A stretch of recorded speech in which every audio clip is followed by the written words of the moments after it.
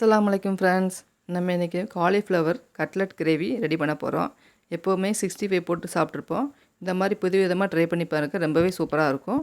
இதை வந்து நல்லா வேக வச்சு தண்ணி இல்லாமல் இந்த மாதிரி வடிகட்டி எடுத்துக்கோங்க. இதை ஒரு ஜாரில் மாற்றிட்டு 2 பச்சை மிளகா, கொஞ்சமாக மல்லித்தழை, இது எல்லாத்தையும் ஒன்றா போட்டு தண்ணி சேர்க்காமல் நல்லா இந்த மாதிரி கொரகொரப்பாக அரைச்சி எடுத்துக்கோங்க.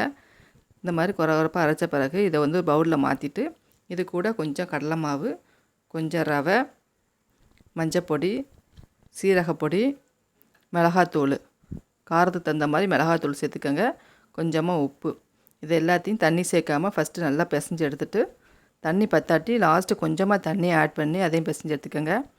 நல்லா பிசைஞ்சு மிக்ஸ் பண்ணி விட்ட பிறகு சின்ன சின்ன உருண்டைகளாக எடுத்து நம்ம கட்லெட்டுக்கு ரெடி பண்ணுற மாதிரி இந்த மாதிரி தட்டையாக நம்ம ரெடி பண்ணி வச்சுக்கிறணும். இதே மாதிரி நம்ம எல்லாத்தையும் நம்ம ரெடி பண்ணி எடுத்துக்கலாம். இதை வந்து நம்ம ஆயிலில் ஃப்ரை பண்ணி எடுத்துக்கலாம். பொன்னிறமாக ஆற வரைக்கும் நல்லா ஃப்ரை பண்ணி எடுத்துகிட்டு இதை ஓரமாக நம்ம எடுத்து வச்சுக்கலாம். அடுத்து நம்ம மசாலா ரெடி பண்ணுறதுக்கு ஒரு சின்ன சைஸ் பல்லாரி, சின்ன சைஸ் தக்காளி, ஒரு 3 வெள்ளைப்பூடு, முழு மல்லி 1 ஸ்பூனு, ஒரு 10 முந்திரி பருப்பு, கரம் மசால், மஞ்சப்பொடி, காரத்துக்கு தகுந்த மாதிரி மிளகாத்தூள் சேர்த்துக்கோங்க. நம்ம கட்லெட் ஏற்கனவே மிளகாத்தூள் சேர்த்துருக்கோம், அதனால் இதில் பார்த்து சேர்த்துக்கோங்க. இதை நல்லா எல்லாத்தையும் நல்லா மைப்போல் அரைச்சி எடுத்துக்கணும். நம்ம தாளிப்புக்கு கொஞ்சம் பிரிஞ்சி இலை, கொஞ்சம் பட்டை, சீரகம் எல்லாத்தையும் நல்லா வதங்கின பிறகு நம்ம அரைச்சி வச்ச மசாலாவையும் நம்ம இதில் சேர்த்துக்கலாம்.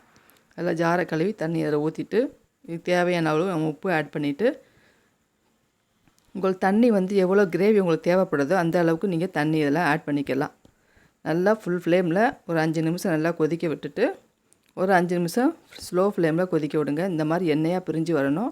நம்ம ரெடி பண்ணி வச்சுருக்கிற கட்லெட்டை நம்ம எல்லாத்தையும் சேர்த்துட்டு நல்லா பூ போல் அந்த மாதிரி பிரட்டி விட்டுட்டு லாஸ்ட்டு வந்து மல்லித்தழை தூவி இறக்கிற வேண்டியது. இது வந்து சாதத்துக்கு, சப்பாத்திக்கு ரொம்பவே டேஸ்ட்டாக இருக்கும். நீங்களும் வீட்டில் ட்ரை பண்ணி பாருங்கள். மறக்காமல் லைக் பண்ணி, ஷேர் பண்ணி, சப்ஸ்கிரைப் பண்ணிடுங்க. அஸ்ஸலாமு அலைக்கும்.